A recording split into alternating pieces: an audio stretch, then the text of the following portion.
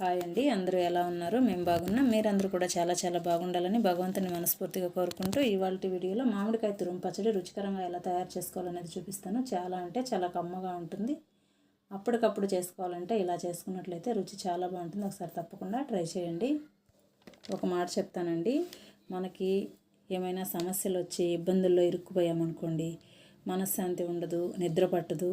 ఏంట్రా భగవంతుడా, ఈ సమస్యలు, మనశ్శాంతి లేదు, నిద్ర పట్టడం లేదు, ఈ బ్రతికే కన్నా చచ్చినా బాగుండు, భగవంతుడా నన్ను తీసుకెళ్ళు అనేసి చాలామంది బాధపడిపోతుంటామండి. అలా చనిపోయామనుకోండి, పొరపాటున ఏదైనా చేసుకొని అలా చనిపోతే 1-2 రోజులు ఏడుస్తారు. మనల్ని తీసుకొని పోయి పారేసిన తర్వాత మన గురించి అనుకునే నాదుడు కూడా ఉండడండి. అలా చనిపోతే మనము ద్రోహం చేసుకున్న వాళ్ళతో ఎన్ని కష్టాలు వచ్చినా ఎదుర్కొని నిలబడి సాధించామనుకోండి, అబ్బా పర్వాలేదురా శబాష్ అన్నప్పుడే మన జీవితానికి ఒక సార్థకత